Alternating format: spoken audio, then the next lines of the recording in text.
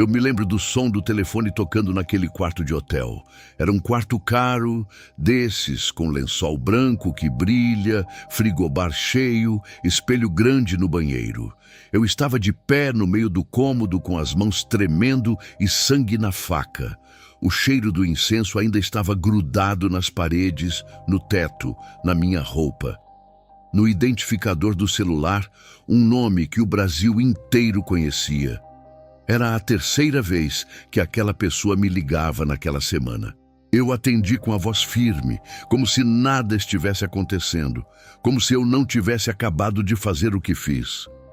Disse que o trabalho estava feito. Desliguei. E fiquei olhando para as minhas mãos.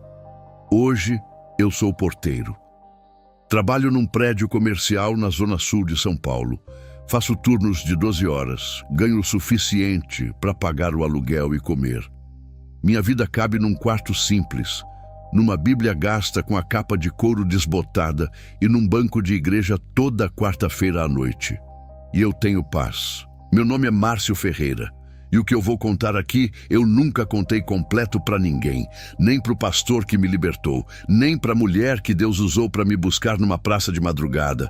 Tem partes dessa história que eu guardei dentro de mim por medo, por vergonha e por uma coisa que aconteceu no meu último ritual que até hoje me faz acordar no meio da noite suando frio. Eu não vou dizer nomes de famosos, não vou apontar para ninguém. Mas vou contar o que eu fazia para eles, o que me pediram, o que eu aceitei e o preço que paguei por cada ritual.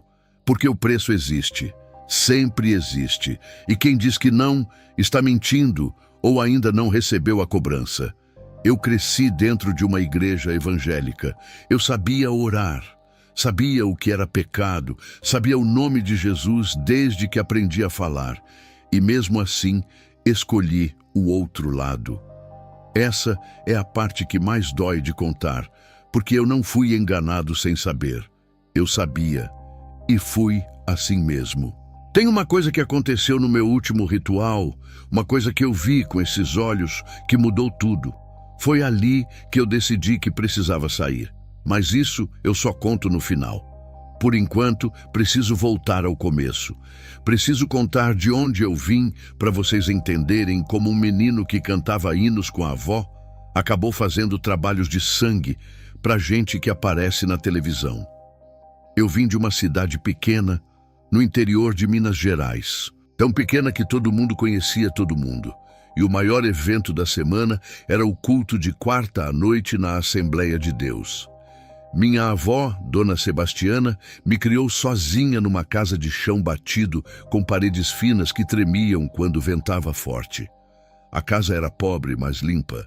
Minha avó esfregava aquele chão toda manhã de joelhos antes de amanhecer.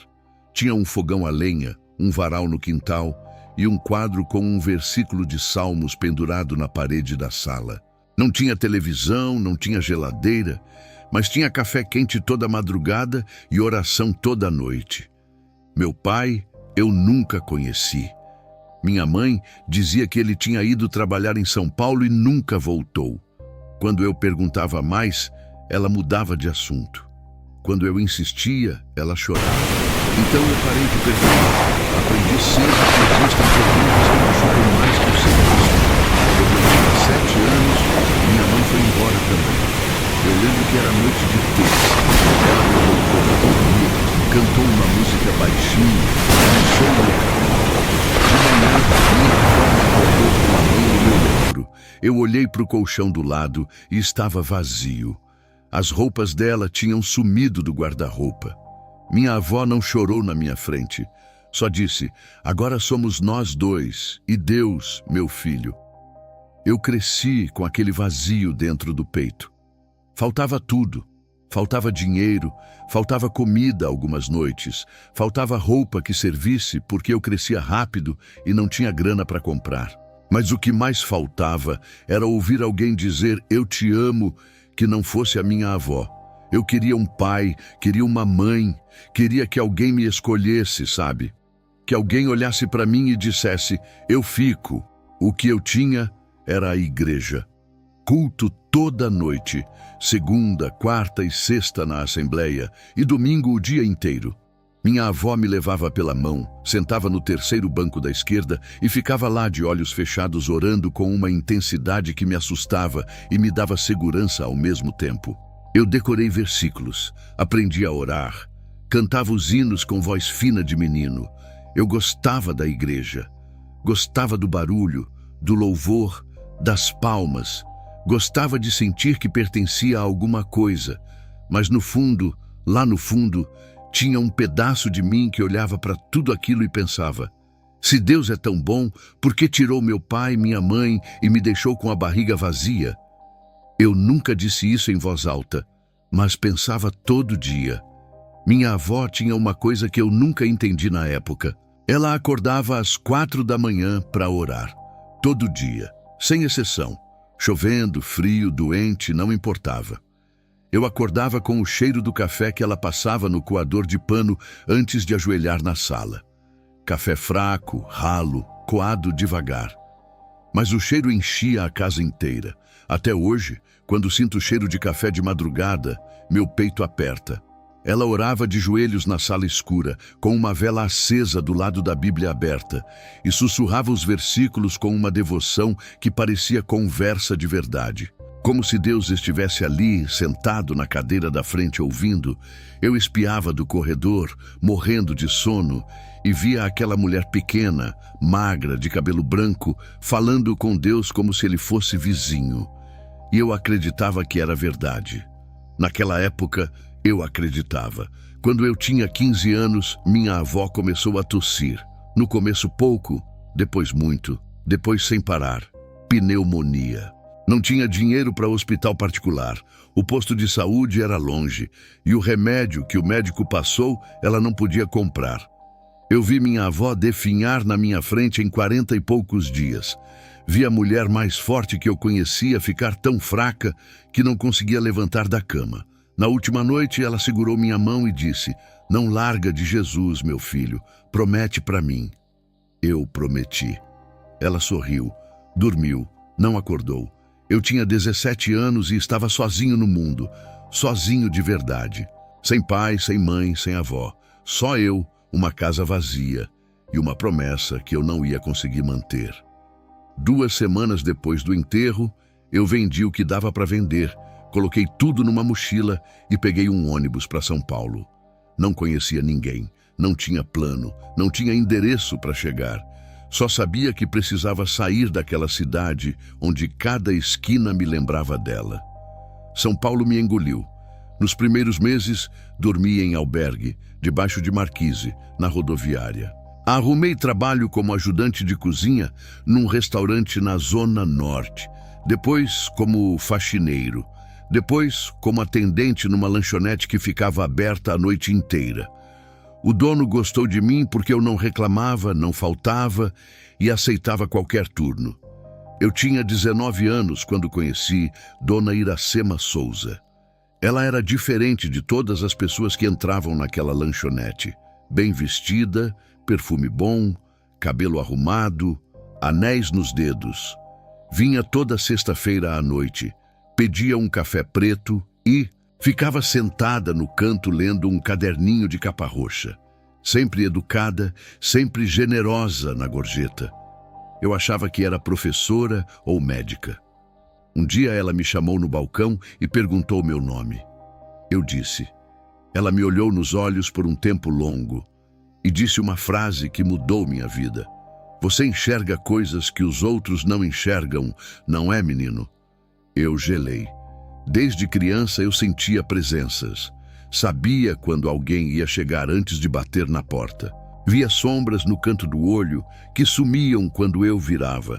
Minha avó dizia que era dom de Deus e mandava orar quando acontecia. Dona Iracema disse que era dom espiritual e que eu estava desperdiçando. Disse que conhecia gente que podia me ensinar a usar o que eu tinha. Eu disse que não, obrigado, que era evangélico. Ela sorriu e disse: quando a fome ficar maior que a fé, me procura. E deixou um número de telefone escrito num guardanapo. Eu guardei o guardanapo no bolso. Tentei esquecer, mas não esqueci. 2 semanas depois, o dono da lanchonete cortou o meu turno pela metade. O aluguel do quarto venceu. Eu abri a geladeira e não tinha nada. Sentei na cama e pensei na avó. Pensei na promessa. Pensei no cheiro do café de madrugada. Depois olhei para o guardanapo amassado em cima da mesa. Liguei para Dona Iracema numa terça-feira à noite. Ela atendeu como se estivesse esperando. Disse que me buscava na sexta. E buscou. Num carro escuro, vidro fumê. Me levou até um sobrado no bairro do Tremembé, Zona Norte. Porta de ferro, quintal fechado, parede branca sem placa, sem nome, sem nada que indicasse o que era. Quando eu entrei, o cheiro me atingiu primeiro. Ervas queimando, incenso pesado, um aroma adocicado que grudava na garganta e no fundo do nariz. Depois veio o som. Atabaques batendo num ritmo grave, constante, que parecia imitar uma batida de coração. O chão vibrava debaixo dos meus pés. Eu senti um calor subindo pela coluna, começando nos pés e parando na nuca. Tinha umas 15 pessoas no salão, todas de branco. Dona Iracema me colocou sentado num banco de madeira no canto e disse para eu só assistir. Eu assisti. E algo dentro de mim respondeu àquele som, àquela vibração. Uma parte de mim que eu não conhecia acordou naquela noite, e aquilo me apavorou e me fascinou. As duas coisas ao mesmo tempo, na mesma intensidade. Eu saí de lá tremendo, sem dormir a noite inteira. E voltei na sexta seguinte. Eu não sabia, mas aquela porta nunca mais fecharia sozinha. Nas semanas seguintes, Dona Iracema me explicou que eu tinha o que ela chamava de mediunidade de nascença. Disse que minha sensibilidade era rara e poderosa, que eu podia ajudar pessoas, curar doenças, resolver problemas que nenhum médico e nenhum pastor conseguiam. Disse que eu ia ganhar respeito. Disse que nunca mais ia passar fome. E disse uma frase que me pegou no lugar mais fraco. Você não precisa mais ficar sozinho. Eu hesitei. Eu juro que hesitei. A voz da minha avó veio clara na minha cabeça. Não larga de Jesus, meu filho. Eu lembrei dos versículos, lembrei do café de madrugada, lembrei da promessa. Senti o peito apertar e os olhos arderem. Mas aí olhei em volta. Olhei para o quarto de aluguel com goteira no teto, para o prato vazio, para o emprego que mal pagava a passagem. E pensei, se Deus é tão bom, por que me deixou sozinho? Por que tirou minha avó? Por que não me dá nem um prato de comida? A raiva foi maior que a memória, e a fome calou a consciência. Eu disse sim para Dona Iracema. Disse que queria aprender, disse que queria usar o dom. Ela sorriu de um jeito que na época eu achei que era carinho. Hoje eu sei que era outra coisa. Na noite anterior à iniciação, eu sonhei com minha avó. Ela estava de pé na sala da casa de Minas, do lado do fogão a lenha, com o coador de pano na mão. Me olhou com os olhos cheios de água e não disse nada. Só balançou a cabeça devagar, como quem diz, não vai, meu filho. Eu acordei com o rosto molhado. Fiquei sentado na cama por quase 1 hora, olhando para o teto. Podia ter desistido ali. Devia ter desistido ali, mas não desisti. Naquela noite, eu assinei minha sentença, e assinei sabendo. A iniciação aconteceu num porão em Guarulhos, numa sexta-feira à meia-noite do mês de março. Dona Iracema me mandou jejuar 3 dias antes. 3 dias sem comer nada, só água. No terceiro dia, minhas mãos tremiam e minha visão embaçava. Ela disse que era para limpar o corpo para o espírito entrar. Me deu um banho de ervas escuras que cheiravam a terra e a coisa podre. Depois me vestiu de branco e me levou de carro até o local. O porão ficava debaixo de uma casa antiga, num beco sem saída. Descemos por uma escada de concreto estreita. O ar era pesado, úmido e frio demais para uma noite de março. As paredes eram pintadas de preto. O chão era de terra batida, pisada tantas vezes que parecia cimento. No centro, um círculo de velas, vermelhas e pretas alternadas, com uma chama que não oscilava, parada, como se não existisse vento ali dentro. Tinha 6 pessoas no porão, contando Dona Iracema. todas de branco, descalças, em silêncio. Ninguém me olhou quando desci. O cheiro me atingiu antes de eu pisar no último degrau, sangue fresco misturado com incenso de arruda. Juntos, formavam um aroma adocicado e metálico que grudou na minha garganta e ficou lá por dias. Eu respirava e sentia o gosto daquilo na língua. O som começou baixo, um tambor grave, ritmado, constante, tinha um compasso de um sussurro contínuo que vinha de todos os cantos ao mesmo tempo, como se as paredes falassem uma língua que eu quase entendi. Senti um frio cortante no centro do corpo, como se alguém encostasse uma lâmina de fogo entre as costelas. Depois, um formigamento intenso nas duas mãos, tão forte que eu achei que iam adormecer. Dona Iracema me colocou de joelhos no centro do círculo de velas. Me deu uma faca, cabo de osso, lâmina curta, gasta de tanto uso. Mandou que eu cortasse a palma da mão esquerda. Eu olhei para a faca, olhei para minha mão, olhei para ela e cortei. O sangue pingou devagar num prato de barro que estava no chão entre as velas. Quando as primeiras gotas tocaram o prato, o ar do porão mudou. Ficou mais pesado, mais denso, como se a pressão tivesse subido de repente. As chamas das velas cresceram juntas e depois voltaram ao normal. E no canto mais escuro do porão, onde a luz das velas não chegava, eu vi um vulto. Não era Dona Iracema, não era nenhuma das pessoas presentes. Estava ali antes de todos chegarem e me observava. A entidade não gritou, não se manifestou com barulho, não fez nada do que eu esperava.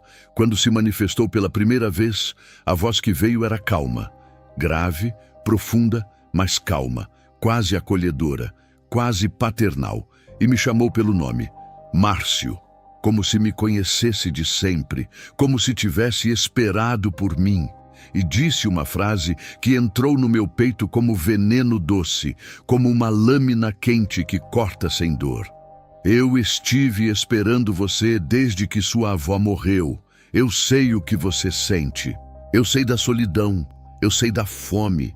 Eu sou o pai que você nunca teve. Naquele porão escuro, de joelhos, com a mão sangrando, eu chorei como não chorava desde o dia que minha avó morreu. E aceitei tudo, porque naquele momento a mentira vestida de amor era mais forte que qualquer verdade. Depois daquela noite no porão, eu voltei para o meu quarto de aluguel com a mão enfaixada e o corpo tremendo. Não dormi. Fiquei sentado na cama, olhando para a parede até o sol nascer. Mas quando o dia clareou, algo já era diferente. Eu olhei pela janela e vi o vizinho do lado passando na calçada e soube, sem ninguém me contar, que ele estava devendo dinheiro para alguém perigoso. Soube como se a informação tivesse sido depositada dentro da minha cabeça durante a noite. No começo eu achei que era impressão, coincidência, mas foi acontecendo todo dia. Eu olhava para uma pessoa e via coisas. Não com os olhos, não era uma imagem na frente do rosto. Era mais como um conhecimento que aparecia pronto, completo, sem eu ter pedido. Eu olhava para a mulher do mercadinho e sabia que ela chorava toda noite porque o marido tinha outra. Olhava para o moleque que entregava marmita e sabia que ele estava doente, mesmo parecendo saudável. Sombras também. Eu via sombras ao redor das pessoas. Não era metáfora, era literal. Algumas pessoas tinham uma sombra escura que se movia separada do corpo, como se tivesse vida própria. Outras tinham uma luz fraca, quase apagada, em volta dos ombros. Dona Iracema disse que eu estava de olhos abertos e que agora precisava aprender a usar o que via. Os sonhos mudaram completamente. Antes eu sonhava com coisas normais, bobas, sem sentido. Depois da iniciação, os sonhos passaram a ser instruções. A entidade aparecia com clareza. Não era mais o vulto escuro do porão. Agora tinha forma definida. Um homem alto, de terno escuro, rosto bonito, voz grave e tranquila. Sentava na frente de mim como um professor e explicava que ervas usar para cada tipo de trabalho, que palavras pronunciar, que oferendas fazer. Eu acordava e lembrava de tudo, nos mínimos detalhes. Comecei a atender gente do bairro. A primeira pessoa que me procurou foi uma vizinha, Dona Teresa, que queria trazer o marido de volta. O homem tinha ido embora com uma mulher mais nova e levado tudo. Dona Teresa chorava na minha porta pedindo ajuda. Eu fiz o que a entidade tinha me ensinado no sonho. Em menos de 2 semanas, o marido voltou. Dona Teresa apareceu na minha porta com um bolo e lágrimas de alegria e me deu um envelope com dinheiro que para ela era muito, para mim também. A notícia se espalhou como fogo em mato seco. Boca a boca, tem um rapaz novo no bairro que resolve qualquer coisa. Em 1 mês, tinha gente batendo na minha porta todo dia. A mulher que queria emprego para o filho, o rapaz que queria passar no concurso, a mãe que queria curar a filha de uma doença que os médicos não explicavam, o comerciante que queria proteção contra roubo. Eu atendia todos, e todos voltavam dizendo que funcionou. Em 6 meses, eu já tinha fila na porta do barraco. Dona Iracema começou a cobrar mais caro pelos meus trabalhos e dizia que era justo, que dom raro tem preço alto. Eu concordei. A fome, que era minha companheira desde criança, finalmente foi embora. Pela primeira vez na vida, eu abri a geladeira e tinha comida. Comprei roupas novas, comprei um celular, mandei arrumar o barraco. E a entidade aparecia nos sonhos toda noite e dizia: "Você merece tudo isso, eu te escolhi para coisas grandes, isso é só o começo." Uma coisa que eu não contei para ninguém na época. Eu acordava toda madrugada às 3h15, toda noite. Não importava que horas eu dormisse, não importava o cansaço. Às 3h15 meus olhos abriam sozinhos e eu sentia a presença no quarto. Pesada, densa, ocupando o ar. Não me assustava mais. Tinha virado rotina. A entidade estava ali, de pé, no canto escuro do quarto, e eu sentia como se ela me vigiasse, não como um guarda, como um dono. Dona Iracema me apresentou a gente de outro nível. Primeiro foi um empresário do ramo de transportes que queria proteção espiritual para os negócios. Eu fiz um trabalho para ele e em 2 meses o homem fechou 3 contratos grandes. Ele me pagou em dinheiro vivo, num envelope grosso, e me abraçou como se eu fosse irmão. Depois veio um comerciante rico da Zona Leste que queria resolver uma disputa de terras. Depois, uma mulher que era dona de uma rede de farmácias e queria que a concorrência quebrasse. Eu fazia tudo. Cada pedido era mais pesado que o anterior, mas o dinheiro crescia junto. E cada vez que eu hesitava, a entidade aparecia no sonho e dizia com aquela voz de pai: "Você vai voltar a passar fome? Vai voltar a dormir na rua? Eu te tirei de lá. Confia em mim." E eu confiava, porque a fome tem memória. E a memória da fome é mais forte que a consciência. O salto para outro mundo aconteceu por causa de um empresário que eu atendi, um homem de terno caro que dirigia um carro importado e falava baixo como quem está acostumado a ser obedecido. Ele ficou tão satisfeito com o resultado do trabalho que me indicou para um produtor musical. Não me contou detalhes, só disse: "Tem uma pessoa que precisa de você. Pessoa grande, vai te buscar amanhã."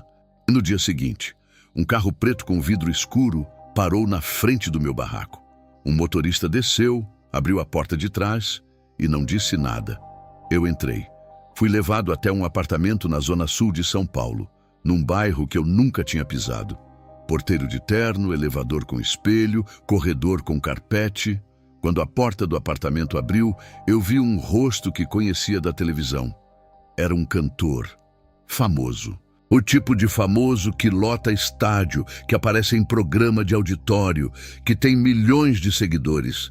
Estava sentado no sofá de couro, tremendo, os olhos vermelhos, as mãos apertando os joelhos.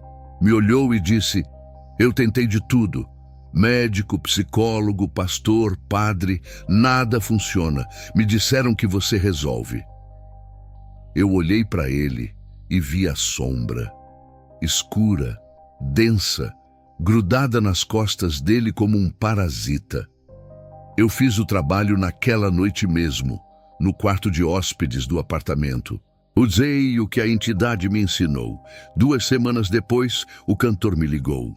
Voz firme, alegre, dizendo que tudo tinha mudado, que estava dormindo de novo, que a carreira tinha decolado de um jeito que não fazia sentido. E disse uma frase que selou meu destino. Vou te indicar para todo mundo. E indicou. A partir dali, a porta dos famosos abriu e nunca mais fechou. Primeiro vieram os músicos, depois os atores, depois os apresentadores de televisão, depois os políticos. Todos vinham em segredo, sempre de madrugada, sempre com motorista particular, sempre com vidro escuro. Ninguém queria ser visto entrando onde eu atendia, mas todos vinham e voltavam. Em 5 anos, eu era o que chamavam de o homem invisível dos famosos. Não tinha nome público, não tinha endereço fixo, não tinha rede social. Tudo era boca a boca entre gente de poder. Eu atendia em hotéis, em apartamentos emprestados, em sítios de fim de semana, sempre de noite, sempre em segredo. E o dinheiro vinha em envelopes, em transferências, em presentes. Um carro importado que um ator me deu, um apartamento em Moema que um político colocou no meu nome. Roupas de marca que chegavam em caixas sem remetente. Eu ganhava em uma noite o que minha avó não viu na vida inteira. Uma noite de ritual me rendia mais do que 1 ano trabalhando na lanchonete. Eu tinha tudo.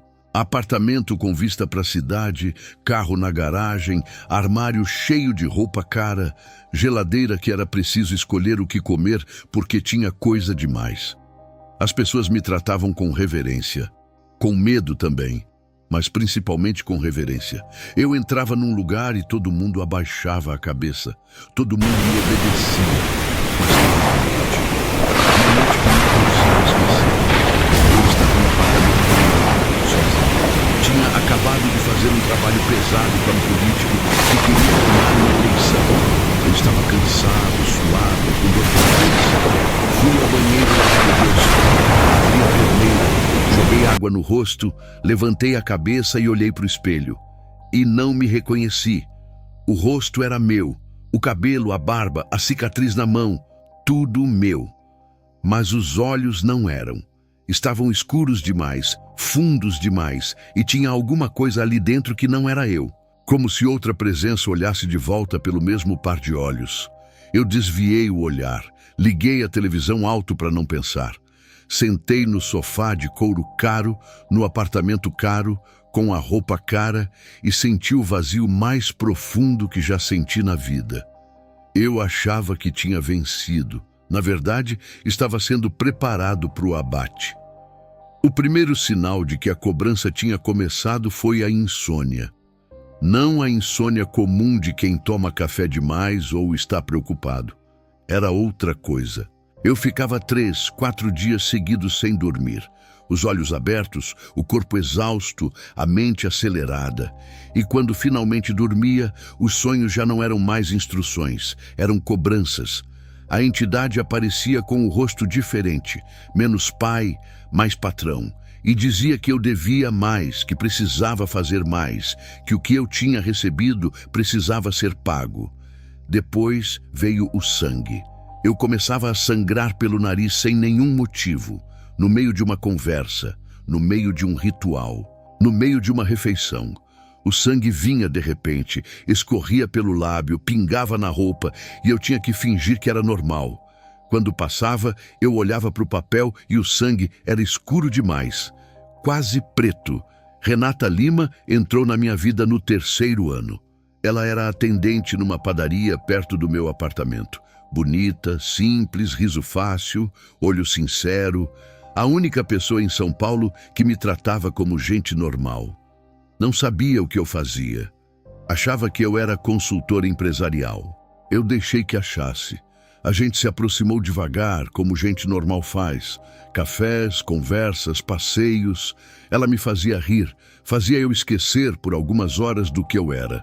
Renata veio morar comigo depois de 8 meses. E foi ali que os problemas ficaram impossíveis de esconder. Ela começou a dizer que sentia algo escuro no apartamento. Dizia que de madrugada acordava com frio e sentia alguém de pé do lado da cama. Eu dizia que era pesadelo.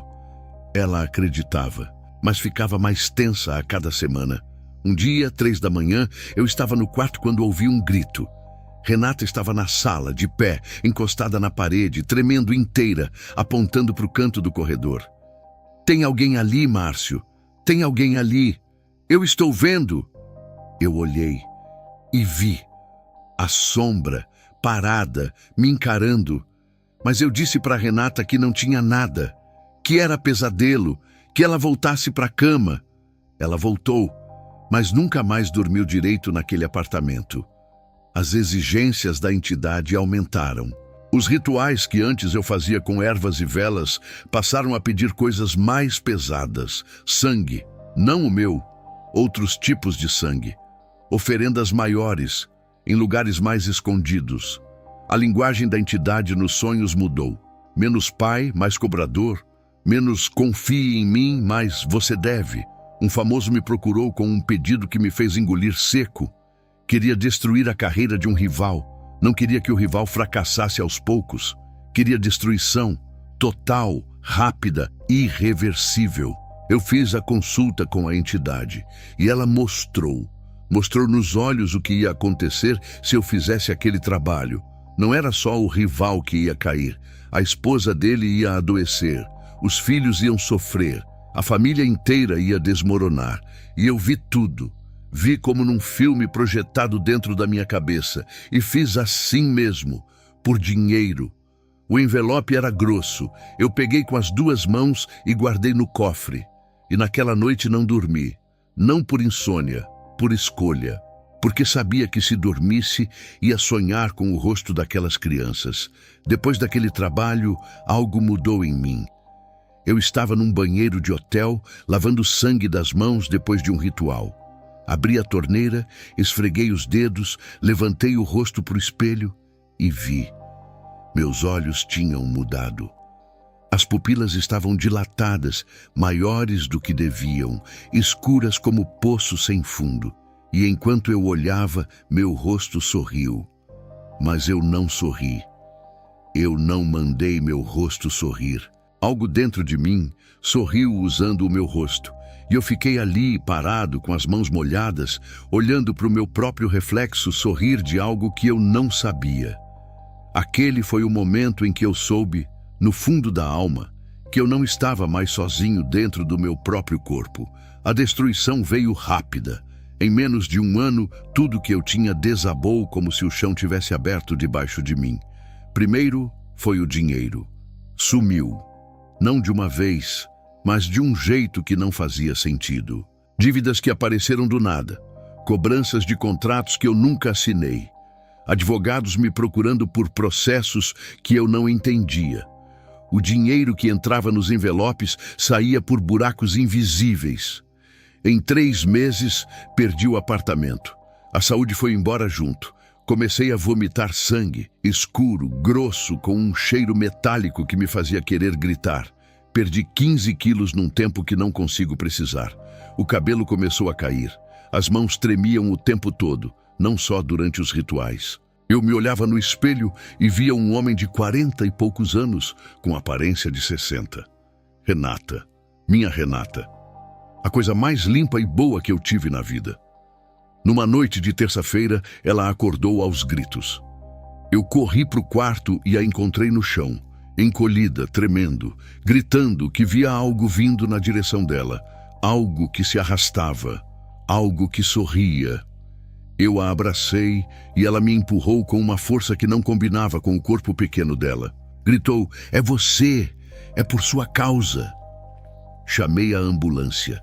Renata foi internada com crise de pânico severa. Ficou 11 dias no hospital. Eu ia todo dia e ficava na recepção porque não me deixavam subir. No 11º dia, ela apareceu na porta do hospital com uma sacola de roupas. Me olhou. Não estava com raiva. Estava com algo pior que raiva. Estava com medo. E disse 5 palavras que eu ouço até hoje quando fecho os olhos. Não chega perto de mim. Virou as costas. Entrou num carro que eu não conhecia. Sumiu. Nunca mais atendeu o telefone. Nunca mais. Eu fiquei de pé na calçada daquele hospital, segurando um buquê de flores que tinha comprado na esquina. Fiquei ali até o sol se pôr. Depois, larguei as flores no chão e fui embora andando sem saber para onde. Os famosos sumiram. O cantor que foi o primeiro a me procurar foi preso num escândalo que saiu em todos os jornais. O político perdeu a eleição por uma margem humilhante. O produtor musical que me apresentou a esse mundo cortou meu telefone sem avisar. E todos mandaram dizer a mesma coisa por intermediários. Some, não nos procure, não fale nosso nome. Eu perdi amigos, perdi contatos, perdi o celular porque não podia pagar a conta. Perdi o carro porque não podia pagar o seguro. Perdi as roupas porque vendi num brechó para comprar comida. Em 6 meses, eu estava na rua. Literalmente na rua. Dormindo em marquise, pedindo comida, usando a mesma roupa por dias seguidos. O homem que fazia trabalho para gente famosa agora disputava banco de praça com um mendigo. E teve algo que aconteceu naquele último ritual. O último famoso que me procurou, uma semana antes de tudo desabar. Ele pediu uma coisa que eu não vou descrever porque não quero dar ideia a ninguém. Mas era pesado. Tão pesado que enquanto eu me preparava, senti que até a entidade hesitou. Eu olhei para o canto escuro do cômodo onde ela sempre ficava e ela mostrou, não sei como, mas mostrou, uma imagem que eu vi com esses olhos, algo que até hoje me faz tremer. Mas isso eu guardo para o final, porque primeiro preciso contar o fundo do poço. E quando achei que não tinha mais para onde cair, descobri que tinha. Meu fundo do poço tinha endereço. Uma praça em Santo Amaro, zona sul de São Paulo. Um banco de madeira com a tinta descascando, debaixo de uma árvore velha, do lado de uma lixeira que fedia. Era 3 da manhã de uma quarta-feira de julho. Chovia fino, aquela chuva gelada de São Paulo que entra nos ossos e não sai. Eu estava encharcado, barba de semanas, roupa suja, cheirando mal, sozinho. E a voz não parava. A entidade falava dentro da minha cabeça sem parar, num tom que não era mais de pai, nem de patrão. Era de dono. Você é meu, Márcio. Sempre foi. Desde o porão. Desde o primeiro corte na mão. Você aceitou. Não tem volta. Você vai morrer aqui, nessa praça, e vem comigo. Já está decidido. Eu tentei voltar ao centro da Dona Iracema. Fui a pé, debaixo de chuva, do Santo Amaro até o Tremembé. Andei horas. Cheguei no sobrado de Porta de Ferro e bati. Dona Iracema abriu uma fresta, me olhou de cima a baixo e disse: "Você já deu o que tinha para dar. Não serve mais." Fechou a porta. O barulho do trinco foi o som mais solitário que eu já ouvi. Voltei para a praça. Tentei beber cachaça para calar a voz na minha cabeça. Comprei uma garrafa com as últimas moedas que tinha. Bebi no gargalo, sentado no banco, na chuva. Mas a bebida não calou nada. A presença ficou mais forte, mais pesada, mais perto. Eu sentia ela nas costas, no pescoço, na nuca. Como se alguém respirasse atrás de mim, colado, sem parar. Teve um monte que eu não conto. Eu estava andando pela marginal, de madrugada, sem fim. Vi uma ponte. Parei. Fiquei olhando para a água escura, se movendo. Subi no parapeito. Fiquei de pé lá em cima, com o vento batendo no rosto, com o barulho dos carros passando atrás de mim. E a voz disse: "Pula! Acaba com isso. Vem comigo de uma vez."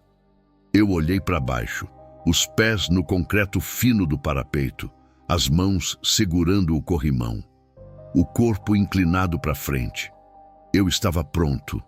Eu queria que acabasse, queria que a voz parasse, queria silêncio, qualquer silêncio, nem que fosse o silêncio de quem não existe mais. E naquele segundo, com o corpo inclinado sobre a água escura, eu ouvi outra voz. Não era a entidade, não era ninguém na ponte, era uma memória, uma voz fina, de mulher velha, cantando um hino de madrugada, enquanto o cheiro de café enchia uma casa pequena no interior de Minas. Minha avó, firme nas promessas do meu Salvador. A voz veio tão clara que eu virei a cabeça para trás, achando que ela estava ali. Não estava. Mas a memória foi forte o suficiente para eu segurar o corrimão com as duas mãos. Forte o suficiente para eu descer do parapeito. Forte o suficiente para eu me sentar no chão da ponte e chorar com o rosto entre os joelhos enquanto os carros passavam sem parar. Voltei para a praça, para o mesmo banco, me sentei. A chuva não parava, o frio não parava, a voz na minha cabeça não parava, mas eu estava vivo. E naquele momento estar vivo era a única coisa que eu tinha. Eu me deitei no banco, encharcado, tremendo, com o rosto para baixo. E fiz a última coisa que me restava. A coisa que eu jurei que nunca mais faria quando saí daquele porão em Guarulhos. Apertei os olhos, cerrei os dentes e gritei. Gritei com tudo que tinha dentro de mim, com a voz rouca, quebrada. Gritei no meio da madrugada na chuva, como um homem que está se afogando e sabe que esse é o último fôlego. Jesus, se você existe, se você é real, se você ainda lembra de mim, me tira daqui. Eu não aguento mais, eu não quero mais, por favor. E a voz da entidade parou, não diminuiu. Parou, de repente, como se alguém tivesse apertado um botão de mudo. O silêncio durou 3, 4 segundos. Depois a chuva continuou. O frio continuou. Mas a voz não voltou naquela noite. E eu dormi. Ali mesmo, no banco, na chuva. Dormi como não dormia em meses. E foi ali que eu gritei o nome que jurei nunca mais falar. Eu acordei com o sol batendo no rosto. O banco da praça estava molhado, a roupa estava grudada no corpo, e eu sentia cada osso doendo, como se tivessem me batido durante a noite. Mas tinha uma coisa diferente. O peso nas costas estava mais leve, não tinha sumido, mas estava mais leve. Como se durante aquelas poucas horas de sono, alguém tivesse tirado uma camada de chumbo de cima de mim. Eu sentei no banco, esfreguei os olhos, olhei em volta. A praça estava quase vazia. Sol fraco de inverno, céu cinza, calçada molhada.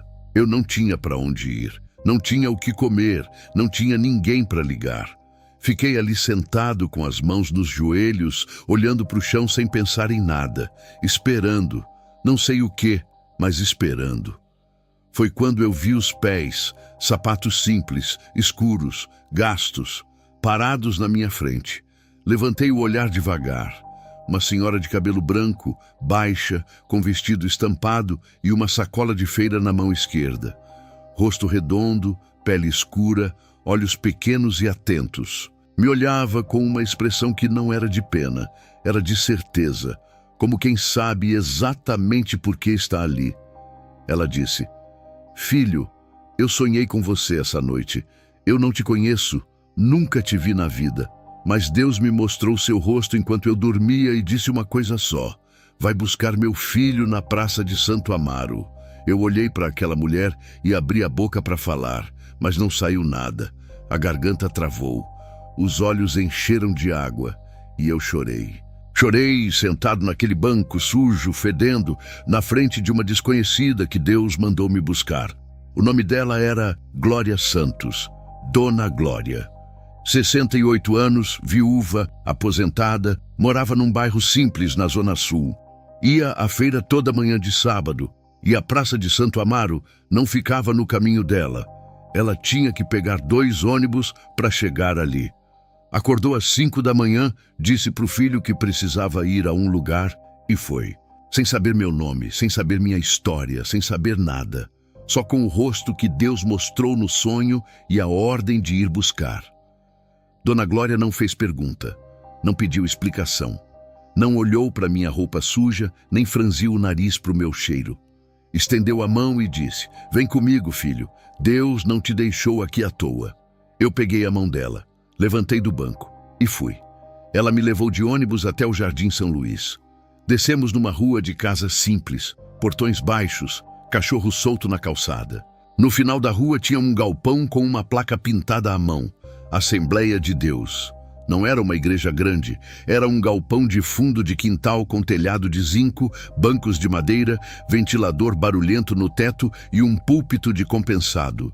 Cabia umas 60 pessoas apertadas. Dona Glória me sentou no último banco e disse: "Espera aqui que eu vou chamar o pastor." Eu fiquei ali sentado, pingando água no chão de cimento, olhando para frente. No púlpito tinha uma Bíblia aberta e uma cruz de madeira simples na parede. Eu olhei para aquela cruz e senti uma coisa que não sentia há mais de 15 anos. Vergonha. Não vergonha de estar sujo. Vergonha de estar ali. De estar na casa de Deus depois de tudo que fiz. Depois de todos os rituais, de todo o sangue, de todas as famílias que destruí. Eu não tinha o direito de estar sentado naquele banco. O pastor apareceu pela porta dos fundos. Pastor Rodrigo Martins. Homem magro, calvo, pele clara, olhos castanhos por trás de um óculos de armação fina. Devia ter uns 50 e poucos anos. Vestia uma camisa social simples e calça escura. Voz mansa, baixa, do tipo que obriga a gente a prestar atenção. Ele olhou para mim por um tempo longo. Não com nojo, não com medo, com algo que eu não esperava. Reconhecimento. Como se já soubesse quem eu era antes de eu dizer uma palavra. E disse: "Eu sei de onde você veio e sei quem te trouxe até aqui. Você não está aqui por acaso. Ninguém que senta nesse banco pela primeira vez está aqui por acaso." Eu engoli seco. Tentei falar. A voz saiu cortada, falhando. Disse: "Pastor, o senhor não sabe o que eu fiz. Se soubesse, não ia querer eu aqui." Ele sentou do meu lado no banco. Não na frente, não no púlpito, não em cima. Do lado. Ombro a ombro, e disse: "Eu não preciso saber o que você fez. Eu preciso saber se você quer sair."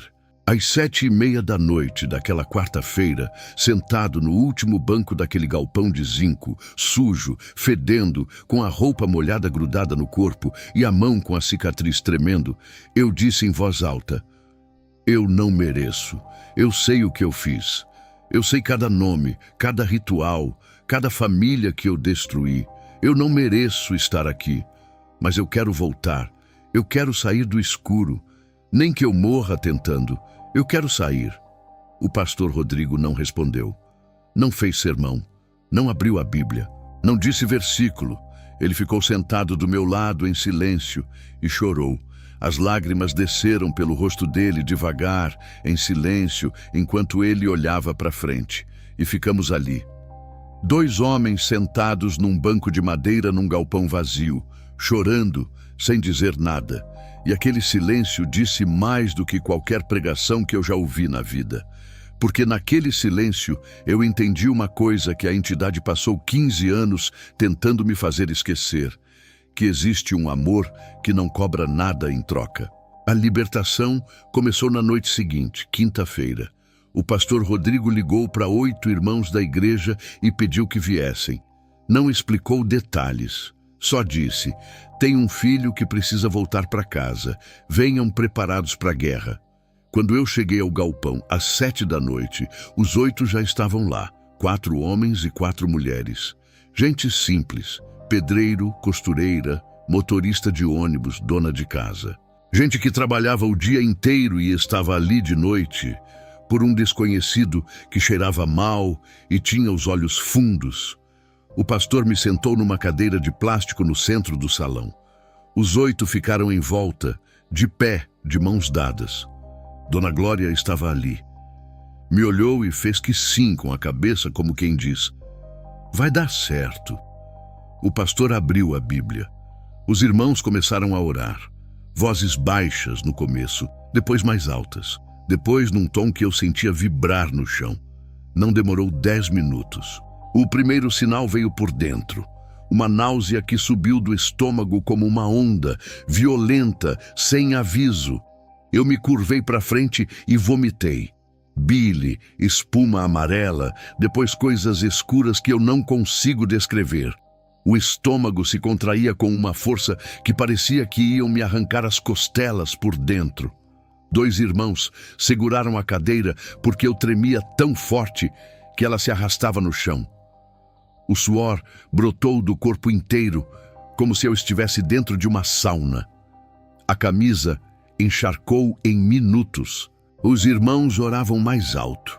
O pastor não tirava a mão da minha cabeça, e eu vomitava, e tremia, e suava, e chorava, tudo ao mesmo tempo sem controle, como se meu corpo estivesse se revirando para expulsar algo que morava ali dentro há mais de 15 anos. Desmaiei 3 vezes naquela primeira noite. Cada vez que voltava, os irmãos continuavam orando. Ninguém saiu, ninguém parou. 5 horas seguidas. A segunda noite foi pior. Quando os irmãos começaram a orar, eu senti que algo dentro de mim se revoltou.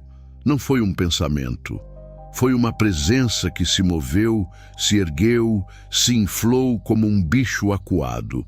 E pela primeira vez em muitos anos, a entidade não falou dentro da minha cabeça. Falou pela minha boca. A voz que saiu não era minha. Grave, rouca, com uma calma gelada que fez 3 dos irmãos darem um passo para trás. Era a mesma voz do porão, a mesma voz que me chamou de filho. Só que agora não estava fingindo amor. Agora mostrava o que era. Primeiro veio a ameaça. A voz disse, usando minha boca, olhando para o pastor: se esse homem me deixar, eu destruo cada pessoa que está nessa sala. Eu sei o nome de cada um. Eu sei onde cada um mora. Eu sei o nome dos filhos de cada um. Eu vou visitar cada casa. O pastor não recuou. Olhou nos meus olhos, que não eram mais meus, e disse: você não tem autoridade aqui. O dono dessa casa é Jesus. Depois veio a barganha. A voz mudou de tom. Ficou mais suave, quase triste. E disse, agora olhando para os meus próprios olhos, como se falasse comigo e não com os outros: Márcio, lembra do apartamento em Moema? Da geladeira cheia? Das roupas, do carro? Eu te dei tudo isso. Eu te tirei da fome. Eu te tirei da rua. E você vai me trocar por esse galpão sujo com chão de cimento? Vai trocar tudo que eu te dei por essa gente que nem te conhece? Os irmãos oravam mais alto. Dona Glória chorava de joelhos. E a voz continuou. Veio a mentira. O tom ficou baixo, íntimo, como um segredo entre amigos. Jesus não aceita gente como você, Márcio. Você sabe disso. Você sabe o que fez. Sabe quantas famílias destruiu. Sabe do sangue. Sabe de cada ritual. Você acha que ele perdoa isso? Você acha que esse pastor ia querer você aqui se soubesse metade do que você fez? E então veio a última fala. A mais cruel de todas. A voz mudou de novo. Ficou suave. Acolhedora. Paternal. A mesma voz do porão. A mesma entonação. O mesmo calor falso. E disse: filho, eu sou o único pai que você teve. Sua mãe te abandonou. Seu pai nem voltou para te conhecer. Sua avó morreu e te deixou sozinho. Eu fui o único que ficou. O único que te escolheu. 15 anos, Márcio. 15 anos juntos. Você vai me abandonar também? Eu chorei. Mesmo com aquela coisa dentro de mim, mesmo sem controle da minha própria boca, eu senti as lágrimas escorrerem. Porque aquela era a mentira mais bonita que o inferno já inventou. E durante um segundo, um único segundo, eu quase acreditei. Mas o pastor Rodrigo se ajoelhou na minha frente, segurou meu rosto com as 2 mãos, olhou nos meus olhos e disse com uma firmeza que cortou o ar: ele tem um pai. O nome do pai dele é Deus. E Deus está aqui nessa sala agora. E o pai de verdade não cobra sangue, não cobra alma, não cobra nada. O pai de verdade paga o preço, ele mesmo. A entidade gritou. Foi a primeira vez que gritou. Um som que saiu da minha garganta, mas não tinha nada de humano. Os vidros do galpão tremeram. Uma das irmãs caiu de joelhos. Mas ninguém saiu. Ninguém parou de orar. Os 8 continuaram ali, em volta de mim, clamando, chorando, gritando o nome de Jesus mais alto que aquele grito. A terceira noite, sábado. Eu já não tinha forças.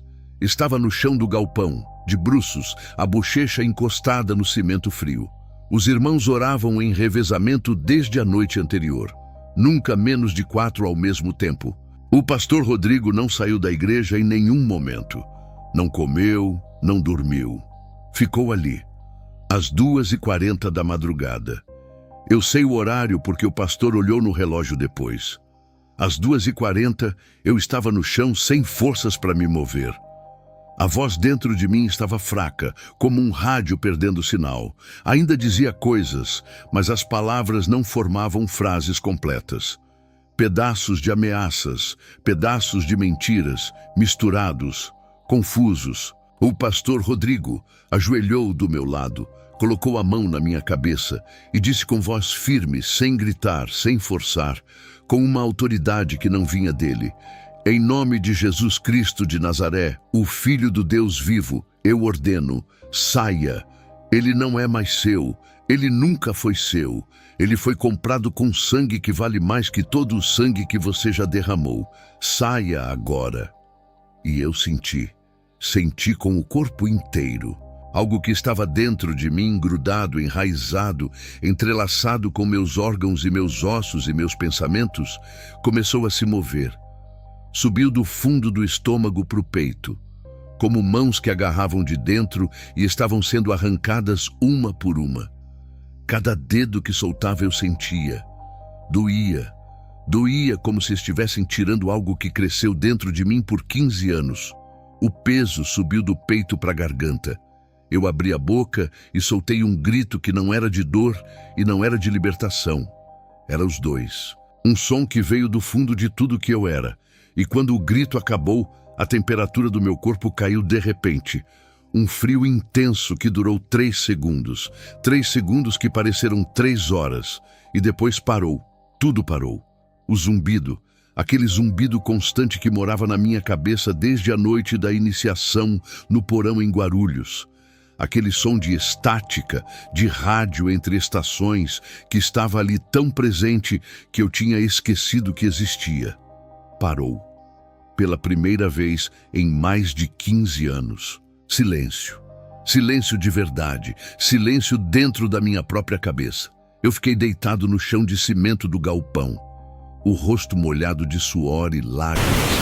O corpo vazio, leve, como se tivessem tirado um colete que eu nem lembrava disso. Eu respirei fundo e o ar entrou diferente. Limpo, como se meus pulmões estivessem respirando pela primeira vez. Chorei por 40 minutos sem parar, deitado no chão frio, com os irmãos ao redor em silêncio, só o som do meu choro e o som das lágrimas deles caindo no chão. Ninguém disse nada. Ninguém precisava. Aquilo que eu disse, que nunca contei para ninguém. O segredo que guardei desde o começo. Eu preciso contar agora, porque não tem mais motivo para esconder. No meu último ritual, o último famoso que me procurou pediu algo que eu não vou descrever. Algo pesado demais para eu colocar em palavras. Eu comecei os preparativos naquela noite, num porão parecido com o primeiro, com velas, com sangue, com tudo que a entidade pedia. E no meio do ritual, algo aconteceu que nunca tinha acontecido antes. A entidade mostrou o rosto real, não a voz de pai, não o homem de terno dos sonhos, não a sombra elegante que me seduziu por 15 anos, o rosto real. E eu vi com esses olhos que estão olhando para vocês agora. Era uma coisa retorcida, deformada, cheia de ódio, cheia de desprezo. E sorria de um jeito que não tinha nada de humano, nada de paternal, nada de acolhedor. Sorria como quem ri de uma piada que só ele entende. E me olhou nos olhos e disse, com uma voz que agora era sua voz verdadeira, grossa, rachada, sem nenhuma máscara: você sempre soube o que eu era. Desde o porão, desde o primeiro corte, você sempre soube, e veio assim mesmo. E era verdade. Eu sempre soube. Desde a noite da iniciação, desde o primeiro sangue no prato de barro, eu soube que aquilo não era dom, não era ajuda, não era pai. Eu soube que era escravidão. E escolhi, por dinheiro, por medo de passar fome, por raiva de Deus. Eu olhei para o mal nos olhos e disse sim. Essa é a parte que mais dói do meu testemunho. Não é o que a entidade fez comigo. É o que eu deixei que fizesse. É o fato de que eu sabia. E fui assim mesmo. Eu era livre, mas a guerra não tinha acabado. Os primeiros 30 dias depois da libertação foram os mais difíceis da minha vida. E olha que eu já dormi na rua, já passei fome, já fiquei de pé no parapeito de uma ponte. Mas aqueles 30 dias foram piores, porque agora eu estava livre sim, mas livre e destruído, livre e sozinho, livre e com a memória intacta de tudo que fiz. Os pesadelos vinham toda noite. Eu acordava gritando às 3h15 da madrugada. O mesmo horário de sempre. Suava frio, o coração disparado, o corpo tremendo. Via nos sonhos os rostos das pessoas para quem fiz rituais. Via os rostos das famílias que destruí. Via o rosto da Renata gritando no chão do quarto. Acordava e ficava sentado no escuro até o sol nascer. A vontade de voltar vinha em ondas. Não era saudade do mundo espiritual, era saudade da comida na mesa, do teto sobre a cabeça, da sensação de ser alguém. Eu olhava para o quarto que a igreja arrumou para mim, um cômodo nos fundos de um galpão, com um colchão no chão, uma mesinha e um banheiro que mal funcionava. E pensava, eu troquei um apartamento em Moema por isso.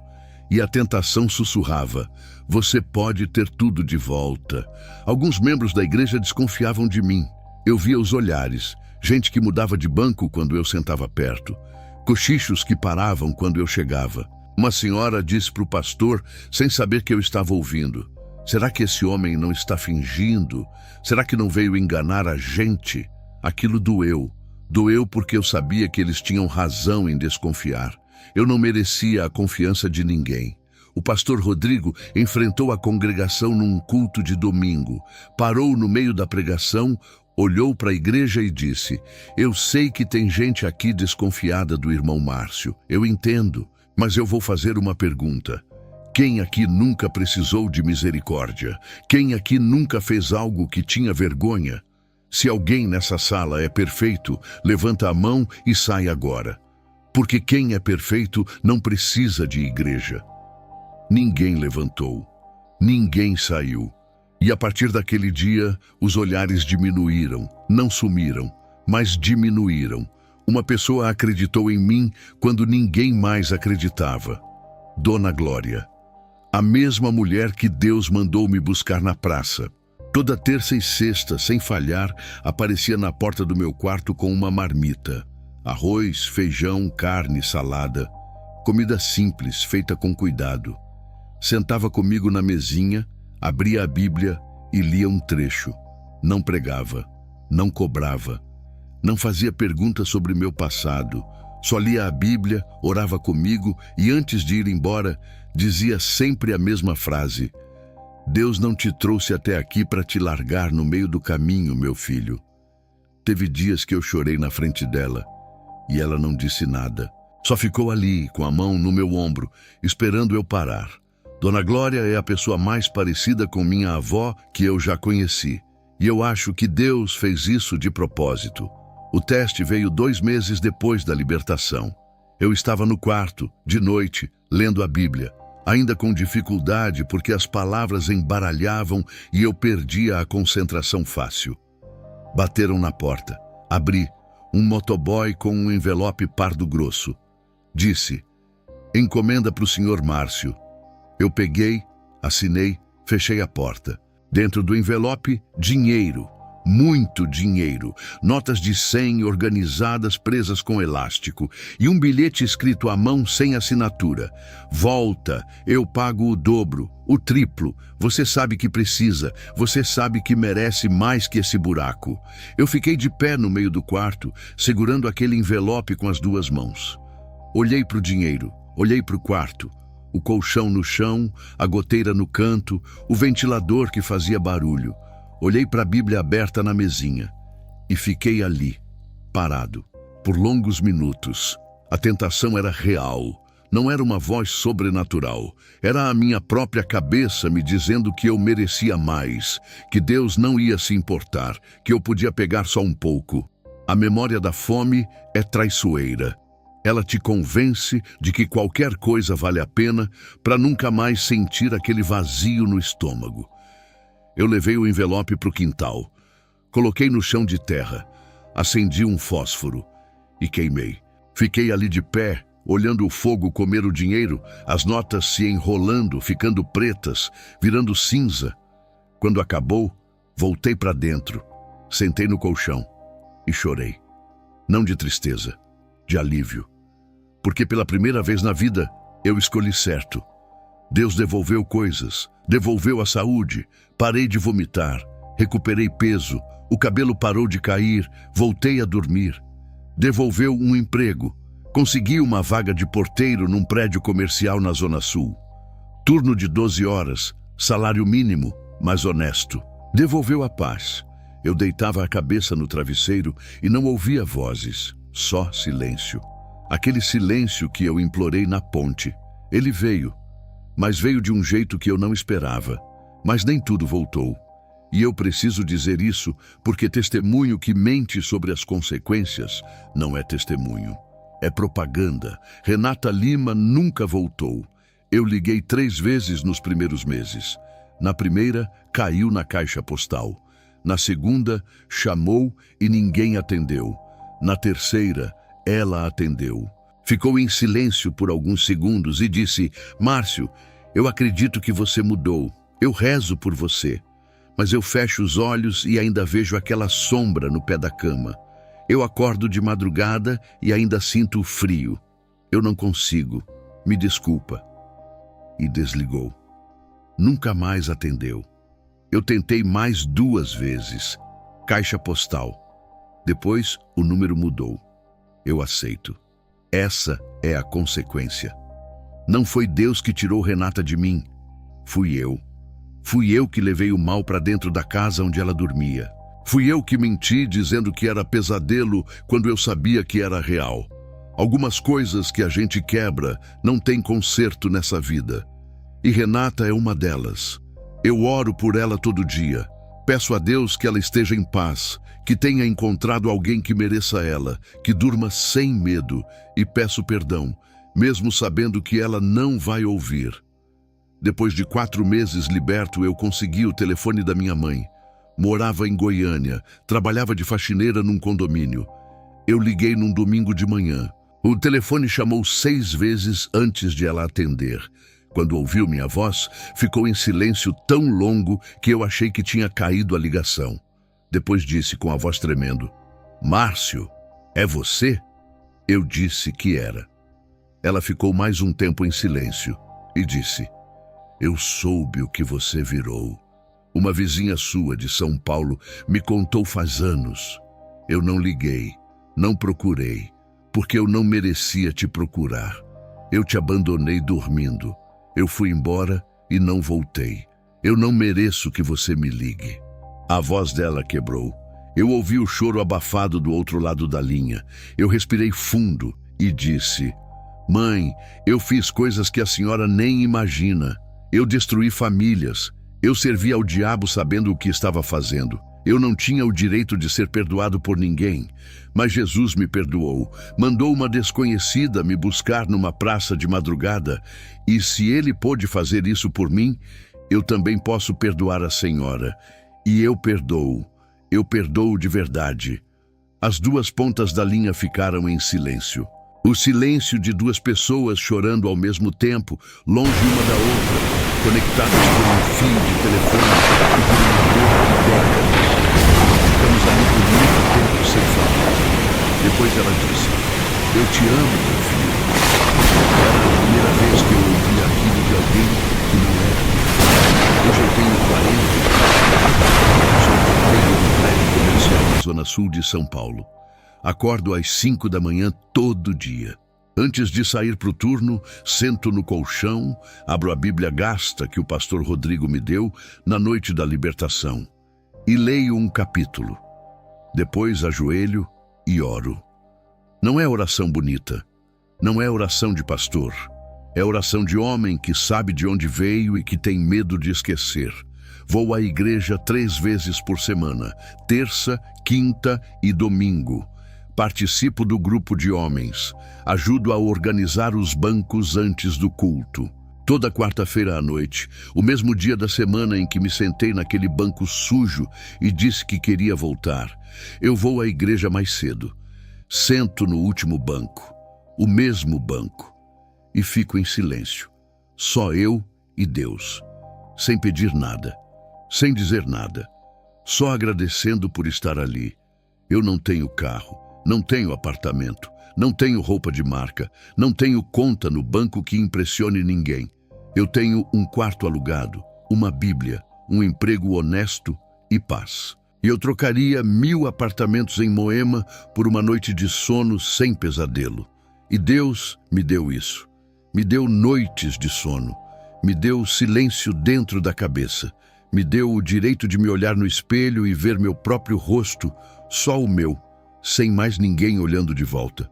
Vou ser honesto com vocês sobre uma coisa. Às vezes, de madrugada, eu ainda sinto. Não é a voz. A voz não voltou desde aquela noite no galpão, mas a presença eu sinto de longe, como um cachorro preso numa corrente curta. Está ali, rosna, late, mostra os dentes, mas não pode chegar perto. A corrente é curta e quem segura a corrente é mais forte do que tudo que existe. Eu sei que a guerra espiritual não acabou.